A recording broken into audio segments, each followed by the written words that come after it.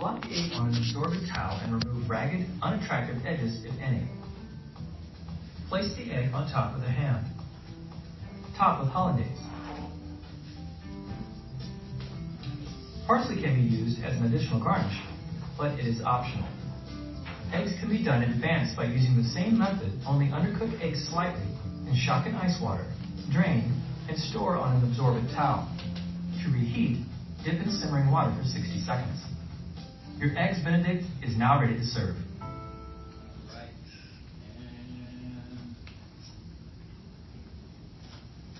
And so we haven't done this, but I just want to kind of review frittata, which is really like an open-faced omelet, right?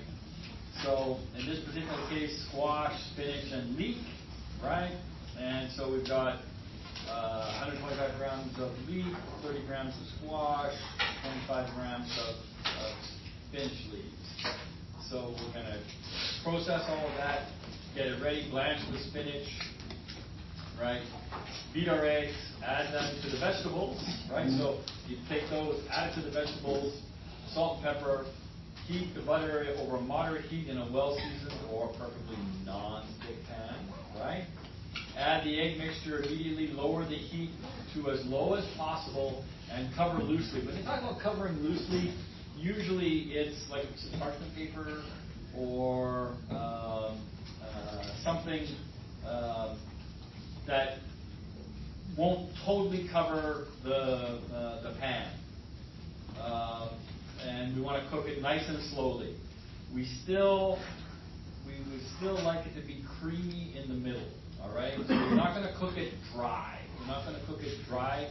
It's definitely creamy in the middle. And then place the pan under a broiler to set.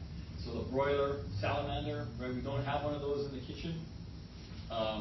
What we would do is, if we did do a frittata, we would put it in the oven for a second. Just the broiler is a much more efficient way of doing this.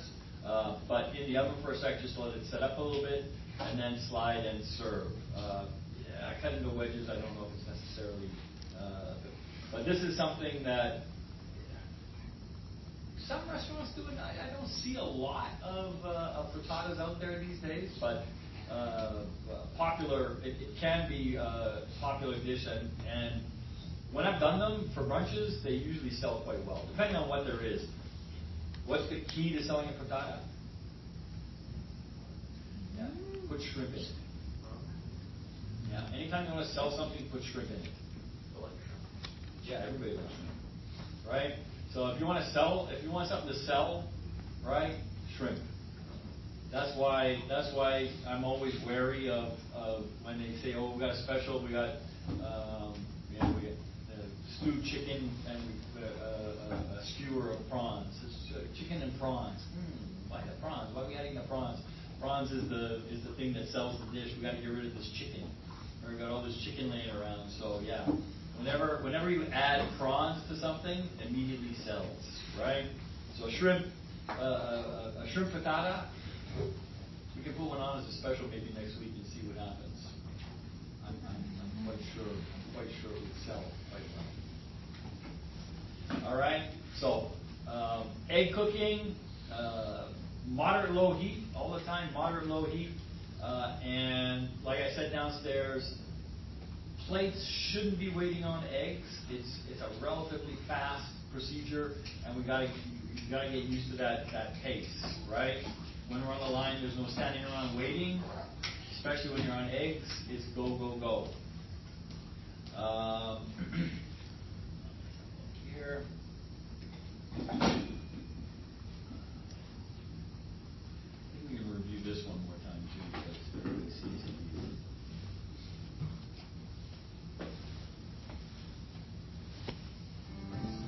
Poached eggs are used in a variety of recipes. To prepare your poached egg, start by adding 2 teaspoons of distilled white vinegar and 1 teaspoon of salt to 1 quart of water. The vinegar will help the egg whites coagulate and form a teardrop shape. Heat on high until simmering. Reduce heat to low. The temperature of the water should be 180 degrees to 190 degrees Fahrenheit. Crack your eggs into a bowl. Pour the cracked eggs from your bowl into the simmering water. The egg will cook for 3 to 5 minutes, depending on the size of the egg. See, When the egg is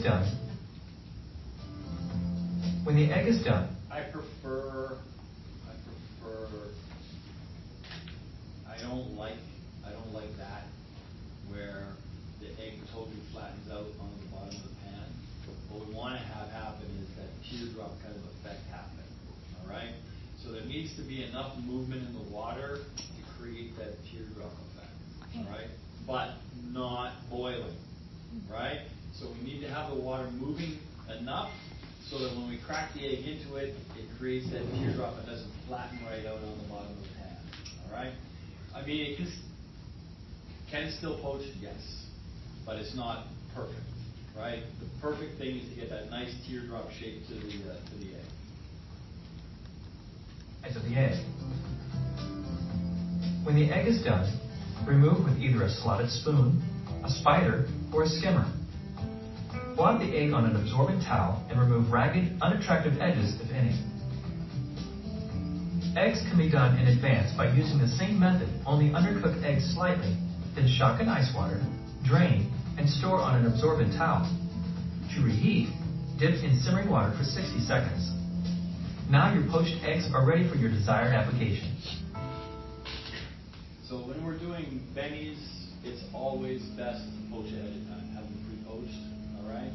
And you should have at least 5 orders, which is 10 eggs, right? 10 eggs total, 5 orders to start with. A lot of times when I'm working, so how I would do it when I was working breakfast is I would generally have sort of 10 orders, so 20 eggs pre-poached, and then the first handful of orders that I do the eggs to order, and I know I have those 10 orders set aside and ready. Then once it gets super busy, once I'm really busy, and now that's when I'm going to use the pre-poached eggs to kind of help me through the busy time, right? Where it gets, and that, you know, generally you're going to end up with still having to poach more eggs and do all that kind of stuff if it's a really busy place. But what you want to do, in my mindset anyway, was always when it's kind of slow at the beginning of the day and slow at the end of the day, you can poach the eggs to order. When you're in that middle rush period, sort of really in most places about 8:15 to 9:30 is when the serious breakfast rush comes. That's when you want to use your pre-poached eggs because you're going to be able to move faster through that, right? And just pray to God you don't get a lot of over-easies at that moment, right? That slows things down, right? That slows things down. The over-easies slow things down. But so breakfast is 100% about mise en place. There's a reason why we start you guys in the breakfast kitchen for service, because it's around getting all of the stuff together, knowing what we're going to be doing, and then everybody performing the function of the job that needs to be done, right? That's why we start with breakfast cooking. It's one of those things that will inform you about service as you go forward, right? If you manage breakfast, you can manage anything.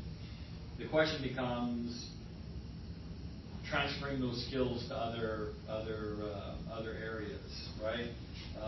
And some of it, breakfast is essentially about speed, getting it all on the plate, getting it timed out properly.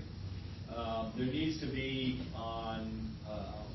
in even lunch service nowadays, but for sure dinner service, a little more finesse on the plate, a little more kind of presentation, a little more attention to detail around presentation, right? Certainly at dinner time, fine dining rooms, that's the expectation. Breakfast, what are the rules around breakfast? Rules around breakfast? Hot, fast, tasty. Right? That's generally the rules around breakfast. Hot, fast, tasty. When you sit down for breakfast, you don't want to wait 45 minutes for your breakfast. Right? I mean, Those are rules for every kitchen, for every service, hot bath, and but for breakfast for sure. You come into a restaurant, sit down, you want to be out of there in 20 minutes, right? Ideally, in a perfect world. You know, last year we traveled as a faculty to Mexico for a culinary tour, and both hotels that we stayed in had very different ways of doing breakfast. But the first hotel in Mexico City was a bigger hotel, and so they had a breakfast buffet and an omelet station, and omelet and burrito, and you could do quesadillas and that kind of stuff there, right? And like they just kept feeding the buffet line. Like there was never a moment where there wasn't at least 2 people out on the buffet line restocking, right? People come, grab, go. The second place we stayed in a much smaller city, much smaller hotel. It was only like 27-room hotel. Small little kitchen, but same thing. When we sat down, so sit down, 4 people at the table, guy comes, takes our order, boom. Like 5 minutes later, plates on the table, away we go, right? That's what people are looking for breakfast, right? Brunch, different story. Okay, brunch is a different story. Just Mother's Day just happened.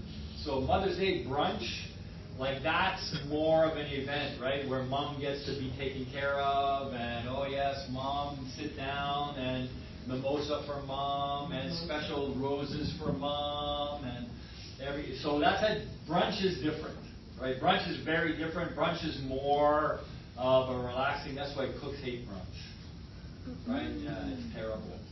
Yeah, I mean, I did brunches, but I never, even when I was a chef, brunch was because it's long, it's a long service, and people have more of a what's the best way? Okay, grazing kind of mentality. You understand grazing? Grazing? Yeah, slow eating. So whereas. Tuesday morning, coming in for breakfast, on my way to work, on my way someplace else, I want to eat and get the hell out of here, right? And so that Saturday brunch, Sunday brunch, yeah. Oh, yeah. I can imagine. Yeah, it is brutal. And it goes like 11 to 3, and then you got a real short turnaround time before dinner starts. 5, right?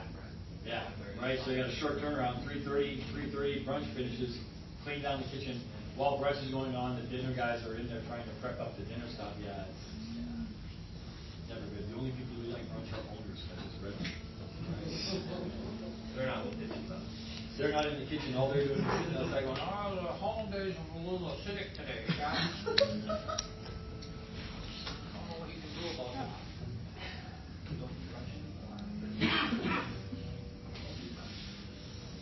All right, so tomorrow the 2 assignments are due. The egg and cheese assignment are due, and your reflection is due. All right. Thursday we're gonna have a test around breakfast.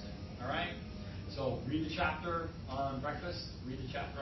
A lot of stuff in there, and then around the eggs and egg. What's over easy? What's scrambled? What's not? What is? All of those things. And then we're going to move on to sandwiches. So tomorrow we'll start talking about sandwiches. Just double check. I'm new at this class. Well, I'm not new, but it's been a while since I've taught this class.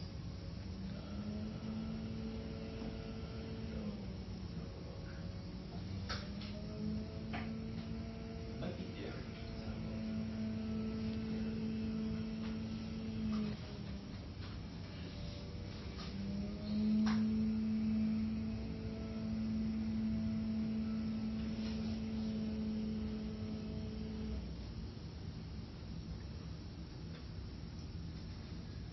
Okay, so it is dairy and beverages next. All right, we'll do sandwiches last. So I'm trying to track down some rennet. We're gonna try and make some cheese. cheese. So we'll go through, I've got some videos on cheese making process, and we'll talk about it, and then, unleash you guys on a couple of gallons of a couple of liters of milk and see if we can make some ricotta or mozzarella.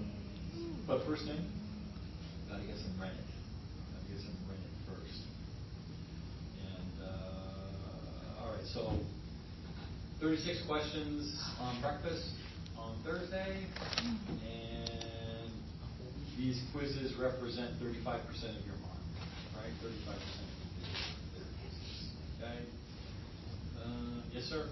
Just the first quiz, right? Yeah, just the first quiz. First quiz on Thursday, right? Thursday, bring your laptops in if you, it's easier on a laptop, but if you want to use your phone, knock yourselves out. All good.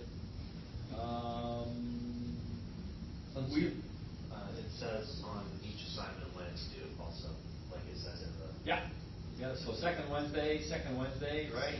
Here, egg standard, cheese discovery, and then the chicken wrap assignment is due the third Wednesday. All right, third Wednesday.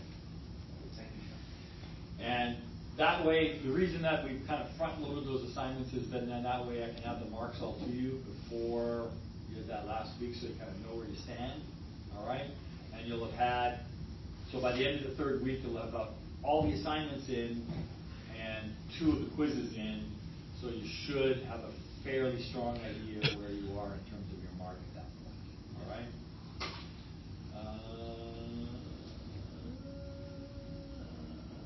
Right, and we're doing the practical stuff we're going to be doing as there's sort of a daily evaluation, but in that 4th week when we do the Wednesday, Thursday, we won't do it like a practical assessment, but I'll assess your work and give you feedback on your work and mark your work at that point. All right, so that'll be like that, and then omelet, poached eggs, and your daily marks. And I'm looking at those omelets every day, right? So tomorrow and Wednesday, if you haven't shown me an omelet, you got to show me an omelet if you're on the omelet station, right? You can see your omelet. And we can make. Listen, if you need to practice omelets, all right? And then what we can do is unfold them and do the same thing that we did with the breakfast wraps this morning, right? We can just make breakfast wraps with the leftover omelets, roll them up into the shells. So don't feel like, oh, I don't want to make an omelet because whatever. Practice making omelets, right? Practice making omelets. We don't have to have an egg. If there's eggs left over, we scramble them today, but you can make omelets with those as well, all right? And it's a good chance to practice the flip with the omelet too, right? Because you can be flipping eggs when you're on this side, all right? So, So study is the what chapter is it?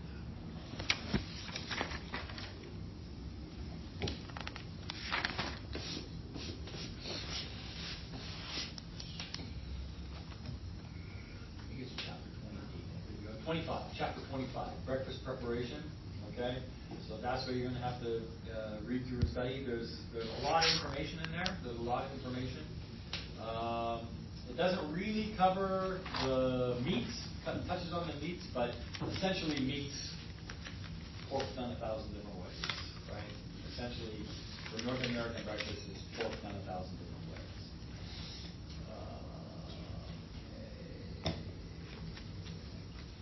I think that's it. All right. So tomorrow we're going to start talking about dairy.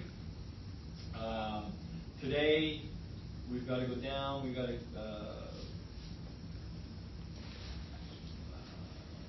scale the pancake batter. I'm reworking the waffle iron again. So we're going to try the Belgian waffle iron. I've got it in another classroom right now, and it's boiling away with a bunch of chemicals. We're trying to strip it right down to like as clean as we can possibly get it. Then I'm going to put it into an oven at about 500 degrees with a bunch of oil, and hopefully we're going to re-season the pan. We're going to re-season it. So if we get it back and it works, we need to treat it the same way we treat the omelet pans. Only wipe it down cannot get it wet. All right, we cannot get it wet, because once water touches it, the seasoning is we lose the seasoning of it. All right, so it's kind of like back before there was Teflon. That's how they made pans nonstick. Like the heavy cast iron pans, that's what we would use for omelets. But I never used them. Actually, I was trained on how to use them, but we never used them. And you get it super hot, and then let the oil smoke in it. Actually, the other thing that a lot of guys do is salt. Put salt in the pan and rub salt on the bottom of it. Yeah, super hot, but with the salt on the bottom, that'll season the pan. And then it's nonstick. It actually is nonstick, but you can't get it wet. It's part of the reason why we don't want the omelet pans to get wet too. There is residual that starts to happen with those. With the Teflon ones, it's more important not to get them too hot, right? So the Teflon pans are best always at that medium-low heat. We don't want them to get too hot, because that starts to burn off the Teflon. All right? Well, there's way worse things in the kitchen than fumes from Teflon pans. Yeah. Way worse things. All those chemicals that they say that now I'm finding out that Quat multi the sanitizer is, don't breathe that stuff in. It's bad for you. It causes Alzheimer's, all kinds of things. Yeah, so, now, after 45 years in the industry, they're telling me I can't spray Quat all over the place because they want us to be sanitary. Oh, yeah, now I'm finding out that later on. Oh. Does your background change every couple hours? I don't know, it's not my background. It's the DCC's background. I think the default ones change every couple hours. All right, so we definitely have to scale out a new recipe of pancake batter. All right, I want you to go through and look and see what you need for order-wise. I've started an order of stuff. Things like fruits and breads, 2-day lead time. All right, so what I ordered today is not going to come till Thursday. Right? Some things like eggs and milk and buttermilk, they'll have in the storeroom already. We can get that on the same day. But other things, mostly around fresh fruits and vegetables, it's usually a 2-day lead time. All right, so just keep that in mind when we're ordering. I may not be able to get everything that you want tomorrow. You get some things that you want tomorrow, but we need eggs too. Right? We're almost out of eggs. Minaj, we're almost out of eggs. You're supposed to be in your group here, Minaj. All right, in your group, not your pseudo group, your actual group. Yes. So we're almost at eggs, right? Yeah, I think there's not much in the way of eggs. All right, everyone, let's head downstairs and get our setup ready for tomorrow.